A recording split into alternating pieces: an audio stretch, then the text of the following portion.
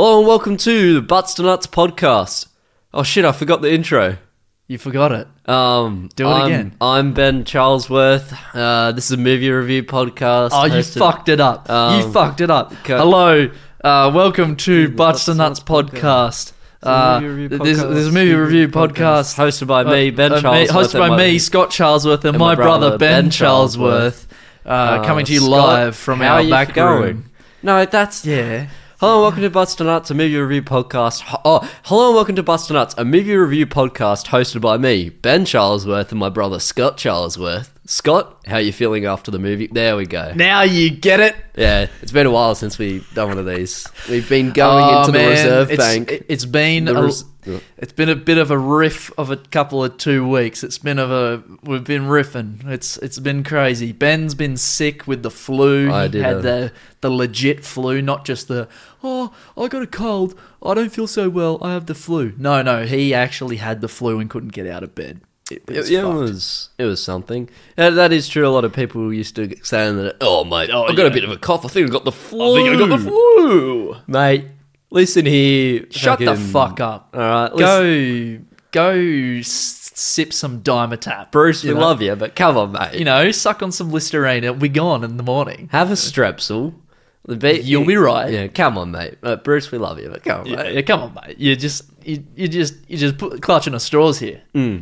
Yeah, it's been a crazy 2 weeks, and I procrastinated a lot, and that's all right. Indeed, mate. slowed things. We don't want to. We don't want to get into any dramas on, here. We want to keep it light. That's all right. We're readjusting. We fell off the rails a bit, but we're readjusting. We're coming back into it. We went to rehab. Numbers are still going all right. Did you see the TikTok? It went all right. We got a few likes there, so But in the end, it's not about the numbers. Yes, it's about the boys who do it. I'm here for the money. I'm a businessman. We want a sponsor. I'm Al Nivea. From we want to be Toy sponsored Story by 2. Nivea.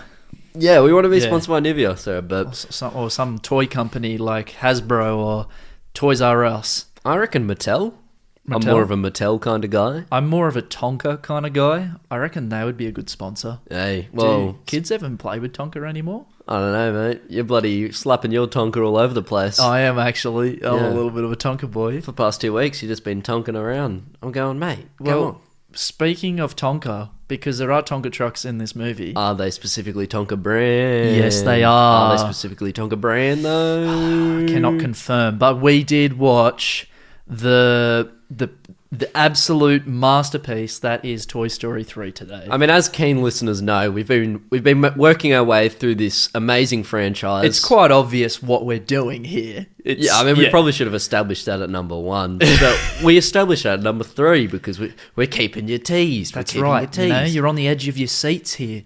But we did watch Toy Story 3 today, and as Ben said, it was definitely a trip back to seeing just how good it was. We didn't realise how good it was. Well, you hear a lot of people say that this one's the worst one, or at least they used to say. I've heard a few. It's because it was the newer one at the time. Yeah, but going back to it, no way. This is like the perfect fit. It should be the perfect ending to a great trilogy. Yeah, and that's why we're going to take a week break from this franchise. We're going to hurt ourselves, and then we're going to get back into it and be like, oh, okay. Now we're on this part of Toy Story. Yeah. And then we'll watch Lightyear when it comes out fresh from the cinemas. That's a little tease for you listeners. You can see what we're doing here. Yeah, we are. We're building up to the new release of Lightyear. But I think this makes the whole franchise perfect. Like that, it's just that trilogy. It brings every other movie up, and itself is so high as well. I think it's... Exactly. Even though that it's... actually, one thing that I really like about this movie that does that so well is the time skip. Yes. The fact that we've grown up and there's been all these other Pixar movies in between, right? For perspective, you've had Nemo, Incredibles, whatever, Cars, they've all come. And then now we're getting Toy Story 3 when I was probably like 12 or 13 years old, maybe. No, probably like 11. I'd say. I know. Email in. Email in, try and guess what age I was. Anyways, that was a time, when you're kind of like growing up a little bit, but I was still a kid. And, you know, this was really special when this came out. I remember going to the cinemas with Nana and seeing it. But you know, I think it's more special now as adults. Now it's a lot. It hits a lot harder. It's a lot more relatable, and I feel like it really is the Toy Story movie for the adults. Because remember, the original Toy Story came out in 1995, so it's for that audience. Yeah, it's for that audience who grew up. Yeah, I know, mate. And when did this come out? This came out in bloody shit. When the fuck did it come out? Wait, time's ticking. Was it 2000? I'm right. Okay, I'm thinking like 2012. 12? You're saying 11? 2011. All right, you got to lock it in. It's wrong. I can see it in your face. Am I? Are you? No, it's 2010. Correct. 2010. He's got it. He's got it, mate. Nice. Oh, good job, mate. I'm bloody proud of you, Daisy. I can feel it in my nuggets. Daisy? She loved you.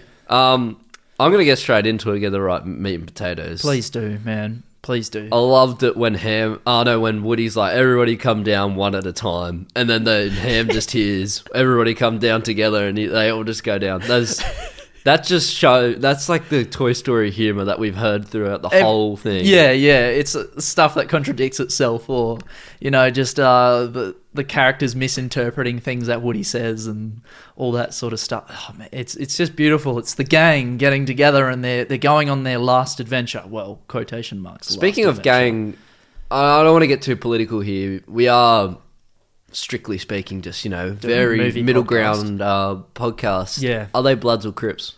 Oh, damn. You know, that's a hard one to say. But, you know, you do see the red bandana on Woody's neck, so they are Bloods. Good answer, correct. Yeah, that's true. 2 for 2. And also Barbie as well. She has the red hair tie thing. Yeah. Jessie's got a bit of red. That's right. They are Bloods. They're Bloods. It's confirmed. I know the fans were wanting to know that, and I'm glad that we've clarified. This movie had such great emotion. I love the theme of you know, dealing with Andy moving on from the toys, and then, you know, that start transition from the awesome start to then them in the little what is it, a toy chest, or the toy chest, the original toy chest. Yeah That's Andy's special chest where he keeps all of the toys. It keeps every toy, every single toy that's left. Exactly. Oh, wow. How about that? Woody goes, all right, staff meeting. Everyone gets together. It's like, gather around. Everyone is here, and this is everyone, Slinky says. Yeah, that's like... And this is why Toy Story 4, I think, shouldn't exist, because it's like Bo Peep's gone, and that just adds to the emotion. We never get to see her again. It adds... Yeah, that's pissed me off as a kid, because I was like, oh, where's Bo? But now I understand. It's like, oh... It's so heartbreaking. And they mention her and they talk about her. I mean, more importantly, Wheezy's gone. And rest in peace, brother, you know. Wheezy was a G. Yeah, wow, man. So cool. I just wanted to weasel on him. Yeah. You... Okay. I wanted to clean his dust out. But the emotion of dealing with these things, though, like letting go and losing close loved ones too. That's basically what it's it's what it's like symbolizing, isn't it? Yeah. Basically, like the close ones to them, the rest of the family, they're gone. There's just the core people left, and that's hard to watch. I think as well... It's hardcore, man. Yeah, it brings a tear to my eye. It does get super deep, and I think that instant contrast from the awesome opening, which pays homage to the first movie. Yeah. It's whilst basically adding the new characters. That's right. It's the same play story, but just with Jessie and Buzz and Bullseye in it as well, with the aliens. Yeah, exactly. It's beautiful. It's so cool. Here's a hot question for you. Hit me with that hot question. I want this spice right now. Do you like this opening better or Toy Story 2? Oh, man. I know. Oh, this opening. You reckon? This opening's better than Toy Story 2. Yeah.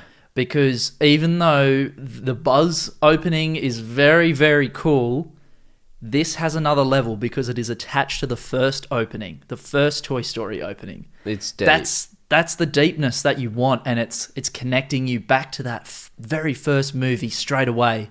And you're re-feeling those feelings, but you're in the brain of Andy. Like, you're inside his mind, like seeing his imagination. It's beautiful. Yeah, that's really cool that you got to see it from his perspective. And be exactly. Like, oh, balls. Okay, we're seeing it from his eyes now, and that's as well what made the whole movie feel like, all right, shit, this is gonna be like. Yeah, that's what made it feel like this is the end. Yeah, this is the trilogy. We're capping it off once again, saying why Toy Story 4 is unnecessary. Yeah. We'll get to it in 2 weeks, and I'll be like, oh, okay. We'll probably say things about it, but we'll say the same thing that we're saying now.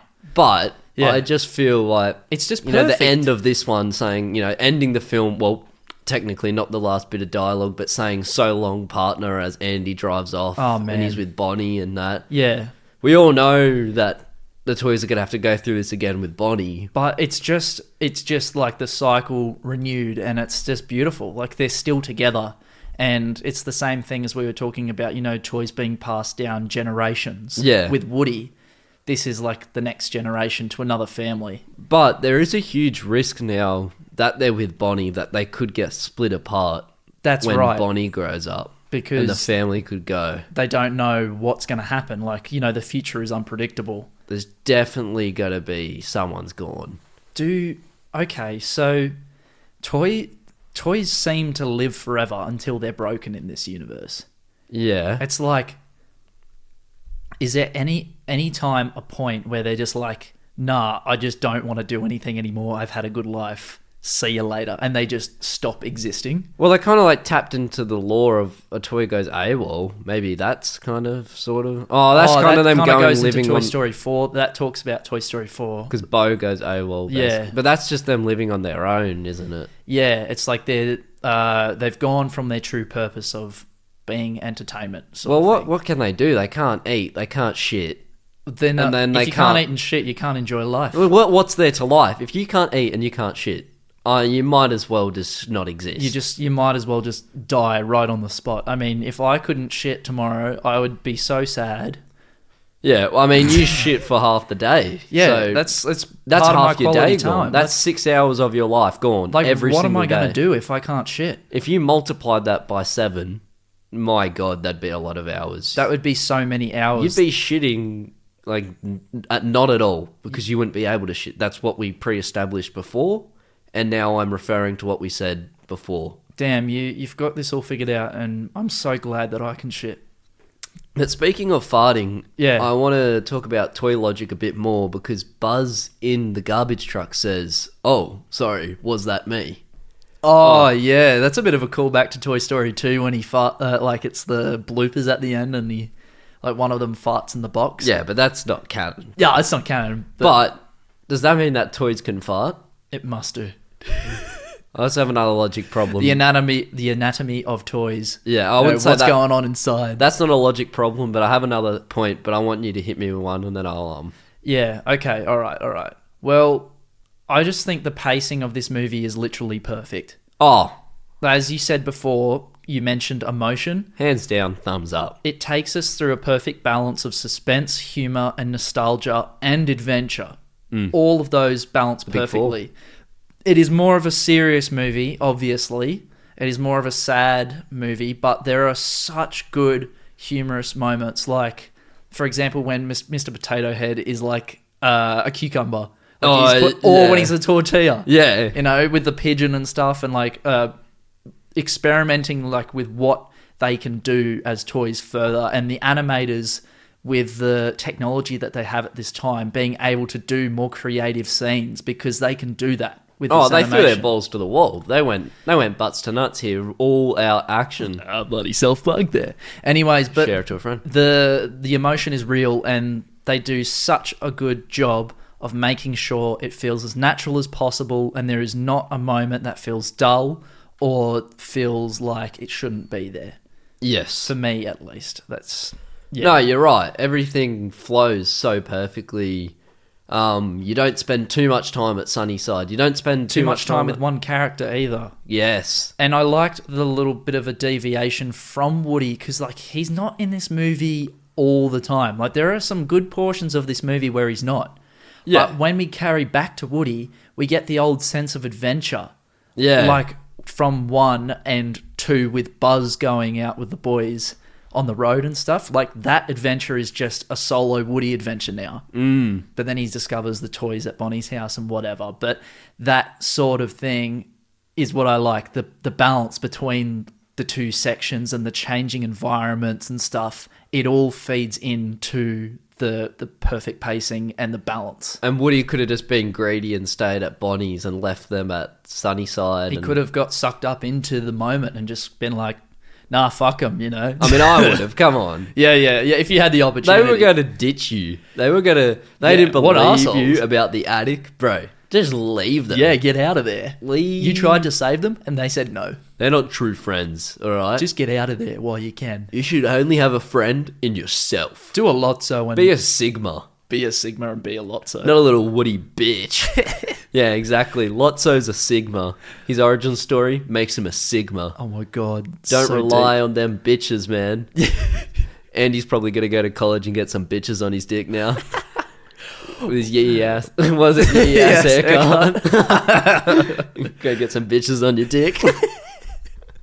I wonder if he... oh no. Okay, I just had the dirty thought that just popped into my head, you know? He's a growing boy. The toys are in the room. I think he's grown. He's a grown boy. He has grown. He might have a bit more growing. Men usually grow till 24, they say. What if he wanted to flip the sausage out at night and then old Woody just comes along and is like, hey, Andy, holy shit. And then no, but they're in the chest. Yeah, they're in the chest. They're not paying attention. I think they know. They would hear noises, but they... You know. No, they would definitely look. They'd be like, oh, Andy's like coming to play with us. And he's like, oh no, he's playing with his sausage. he's playing with his John Thomas. He's playing with his cucumber again. Oh no, Mr. Potato's pieces are in it. Jesus. Oh fuck. The lips are in the tip. Wait a second, Bo Peep never left. It's up Andy's ass. What did you think of... Oh God. Right, let's steer this podcast back on track. Right? Let's bring it back in. Just like the start of this movie, the train tracks have been bombed. Yeah. We need to be like Buzz. We need to lift that train up and save the day. Save those little trolls. Buzz has been working out. He's got those gains. What? Yeah. Cool. Spanish Buzz. What'd you think? I like it. But I think there's a bit much of it. Yeah. I think there's a bit much. I think they should have toned back on Spanish Buzz a bit and cut him back in earlier. Yes. I like the progression of him just waking up in the dumpster, but I would have liked it if he saw Woody at the place first. Yeah. Before they left and before, like when they were like sliding down and had that big confrontation with Lotso on the rubbish bin, it would have been cool if he was like lucid then. Because it doesn't give him as much impact for the end. Like, we're not... Well, I guess he doesn't not hate Lotso. He obviously does, but he's been basically in a dream for like half the movie. Yeah, so there wasn't Buzz properly for the whole movie. Yeah. Like, there wasn't as much proper Buzz. I really love the callback to the original Buzz, though. Like, the logic behind him being brainwashed is just like a little computer chip in his... system sort of thing. Yeah. So we were debating this, well, not debating, but like theorizing how this would have been possible in the post episodes. Now we got the answer to that. And like that's why, obviously, because, you know, you can change the controls in there and like customize your own Buzz controls and make it however you want. But yeah, it would have been better if it was less Spanish Buzz. I do love Spanish Buzz, though. I love Spanish Buzz as well. When he runs up and does the show-off thing to open the bin, that's great. Yeah, yeah. That's great. Angry... we got Space Buzz again. That's what I meant, like, before. Yeah, I think... There could have been I think Spanish Buzz was okay. I think we probably could have gotten a bit less. Yeah. I'm saying like a tongue twister here. Yeah. We could have got a bit less of old mate there, old mate 918 there. I don't think he needed to be included as much. I think that's my only grievance with this movie. Your only grievance, your only tarnish on this sparkling jewel. Yes, on these mystical lands. Ken's dress up scene was also amazing. Yeah, iconic, and I do love how well they did Barbie and Ken together, because they were just a nice little subplot in this movie. Ken's such a great addition. He's fantastic, and when you're introducing new characters this far into the series, especially with a new movie, it can be very risky.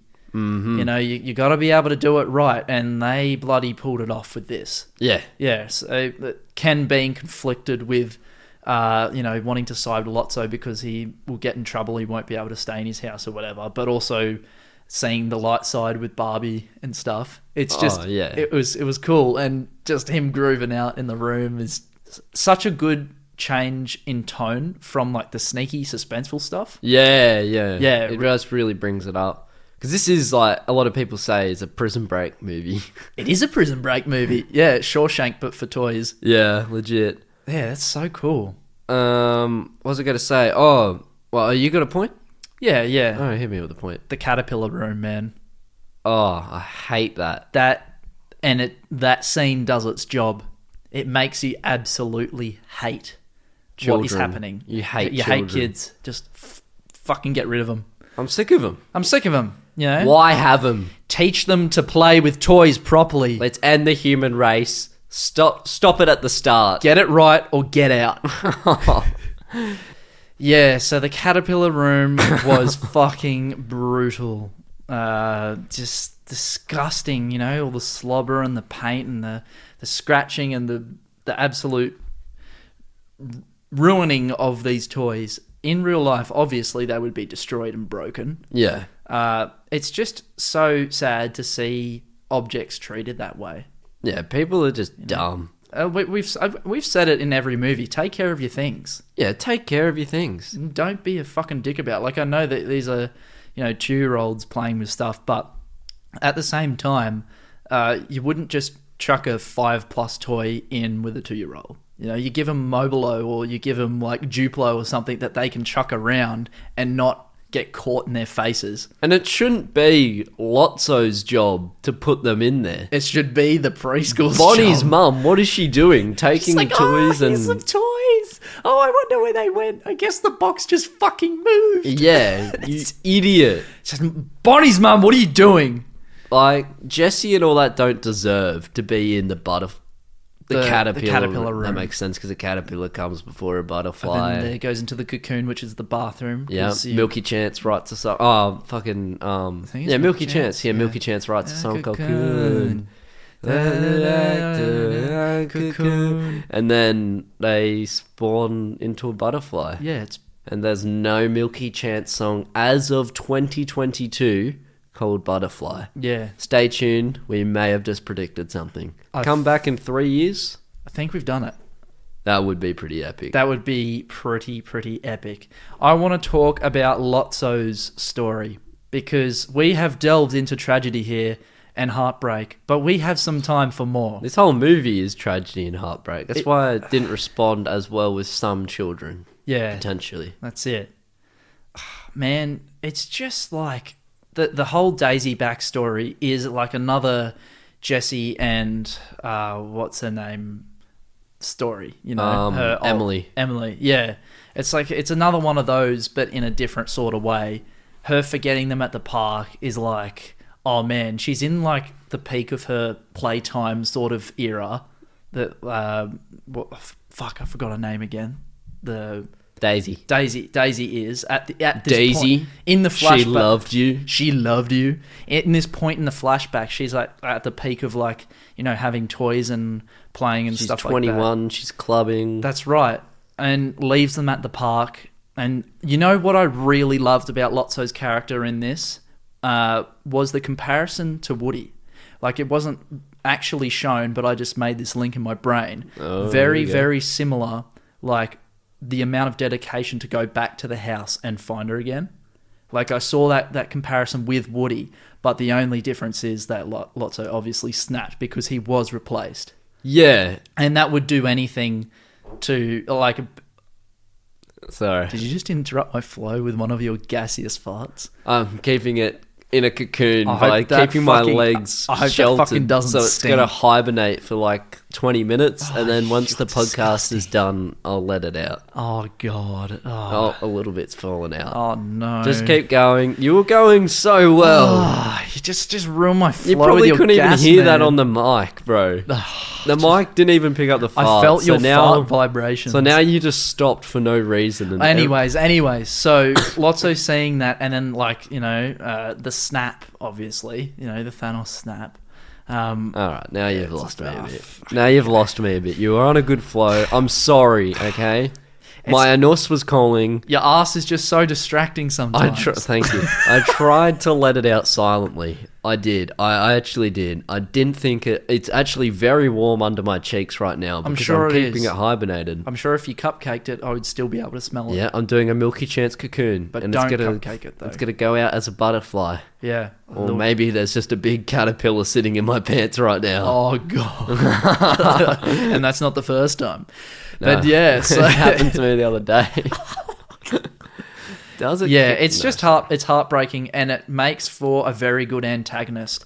I would call Lotso a villain because in the end, he doesn't redeem himself like the past villains of the other movies. I think an antagonist, there's no straight definition. It's just the antagonist and there's the protagonist. It's the opposite end, but he is villainous. He almost redeems himself, but with not stopping the conveyor belt going when they're about to go to the incinerator and the rubbish dump. That's the moment that he could have become new again. Yeah. But that just goes to show that his soul was completely broken that night when he was replaced by Daisy. Yeah. And that's what makes him different to Woody. He gave up, Woody doesn't. That is true. Yeah. That is such a good point and different contrast. Circumstances, but that's the difference between that's what a contrast is. I wouldn't say that you could contrast. You couldn't contrast an apple with an apple. Yeah. Unless there were different apples, a green or a red apple. But the better contrast would be, say, an apple and a plum. I was going to say orange. Orange is what I would also say, because you could contrast the two. You are a little bit of a plum, aren't you? Look, all right. You can just fuck right off. I'm sorry, all right? I farted. I referenced Milky Chance's cocoon.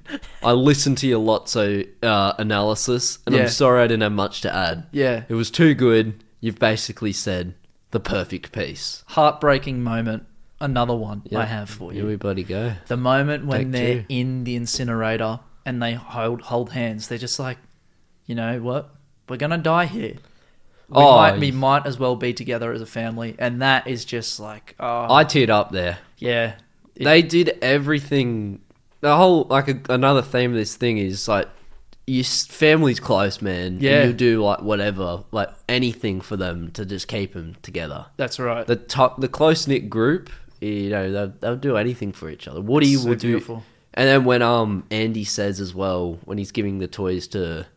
Bonnie, and he says, here's Woody, and he's like, what is he doing in here? And he will do anything for you. He's like one of the loyalist guys, and whatever he says something like he'll do anything for you, and he'll always stick by your side. Yeah, he's been my best friend forever, or whatever. Oh, dude, you're making me feel emotional now. When he said that, I started tearing up. I was like, fuck, that's hardcore. Yeah, I'm yet to cry in a movie properly still, so. But a tear up is tear up is massive for me. Yeah, especially for you because you're such a hard cunt. I'm such a hard ass, bro. Yeah, you're such a tough boy. I mean, I read cool books made of leather, like Mad Magazine, and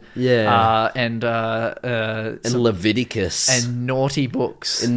I read porn magazines because I'm a hard cunt. And Revelations from the Bible. No, I don't. You haven't read that one yet? Nah.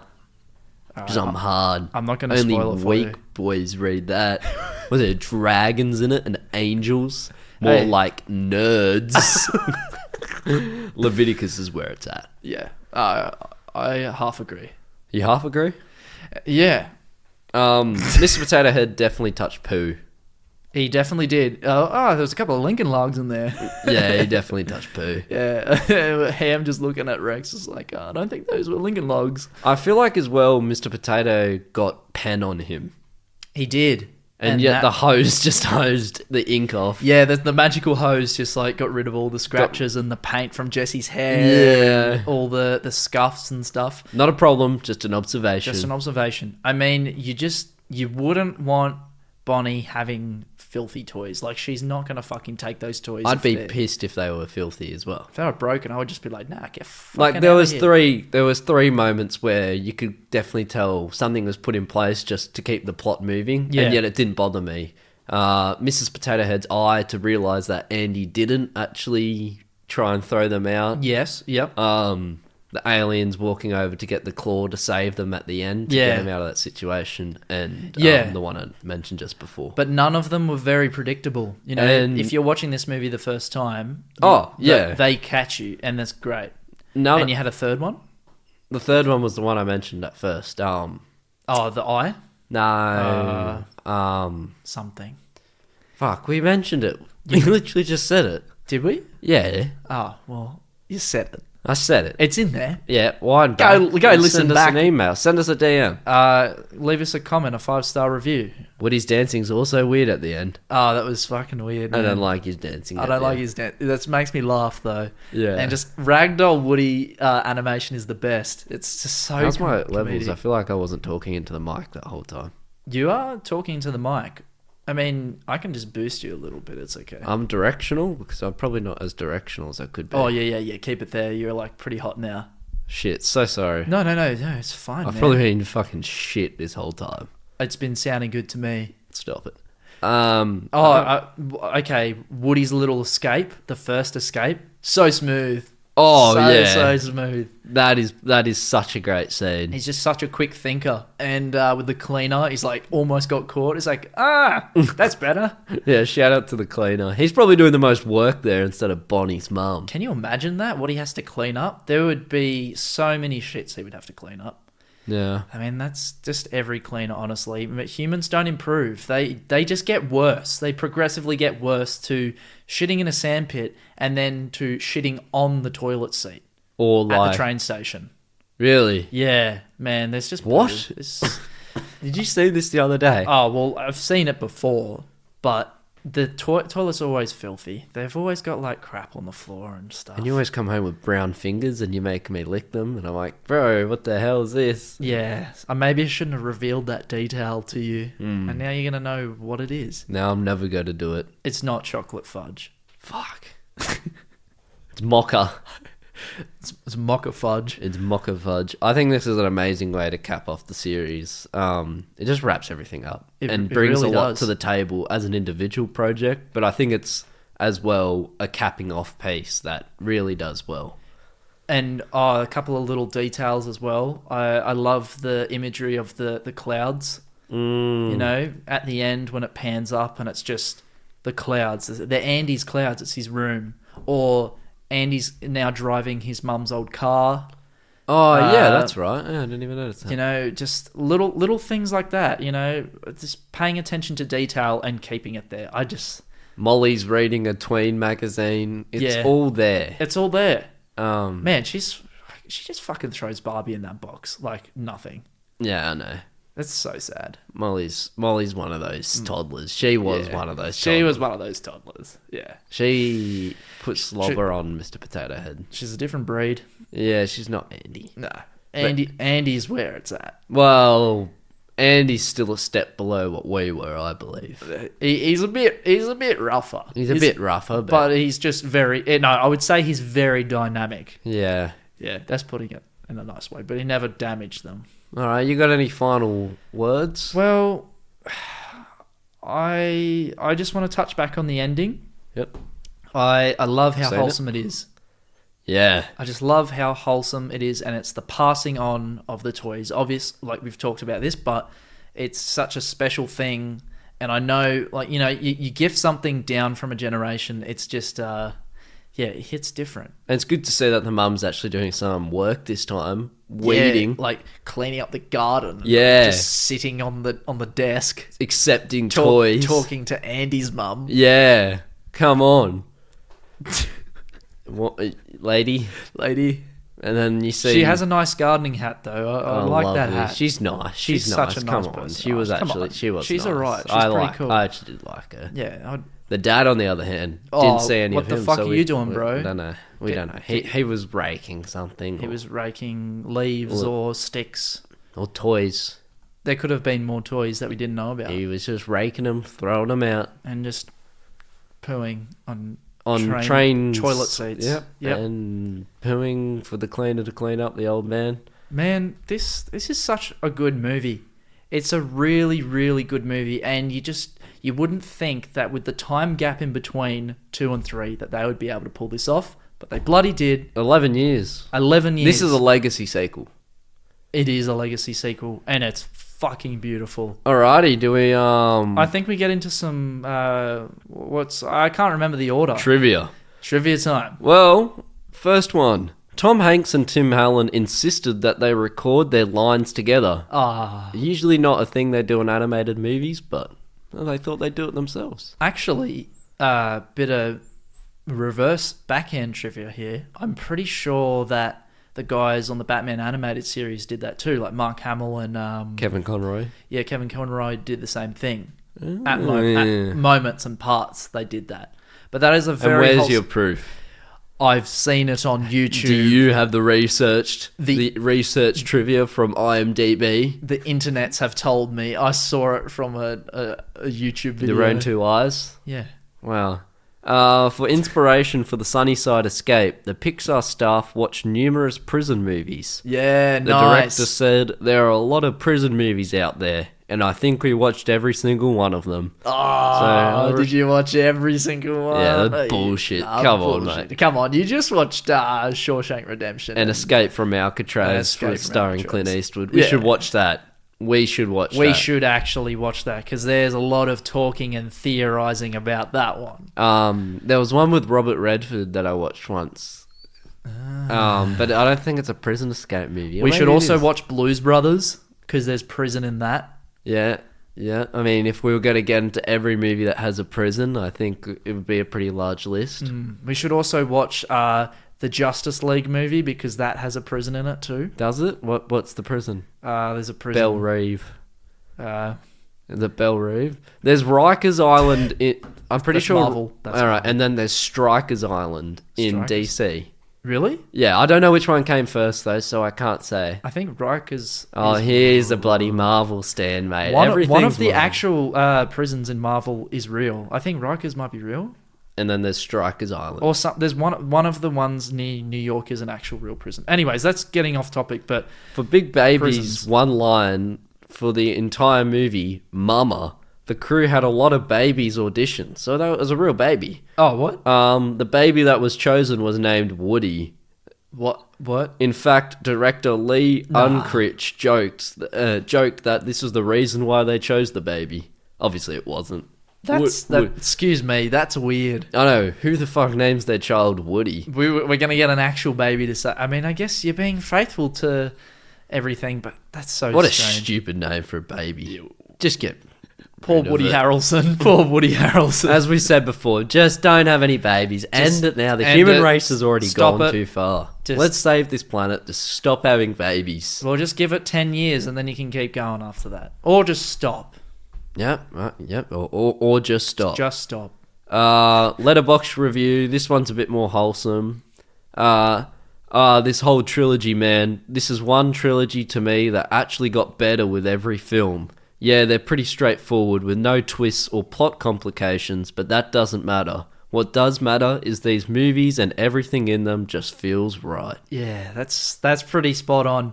I wouldn't say that they get better. I think they stay as good. I think they all are in the same ballpark. They're all in the same ballpark. Yeah. They expand the story, and of course they get better at doing that, but yeah, they're all top tier. Which could be a tease if you have heard our other two podcasts, which we suggest you listen to before this to go 1, 2, 3. Then you'll kind of have a gauge of what Scott's just said, what our score will probably be for this one. Or you could listen to this one and do all of them in reverse, and that could be interesting. That could be interesting, but you'd be a bit of a fuckwit to do that. But maybe you are a fuckwit. And you have to do that. Someone out there's going to Final review by Owl's Meme Barn. He says, I'm not in this one. Half a star.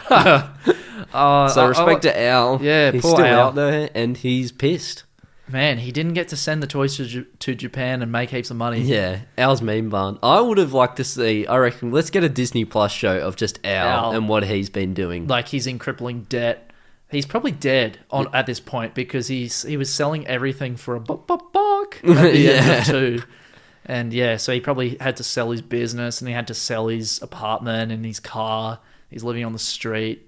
Then he gets addicted to heroin and just dies. Actually, that's the arc of Owl. That is the arc of Owl. Yeah. Our archangel. Actually, speaking of spin-offs that are weird, we'll get to this as well. Yeah.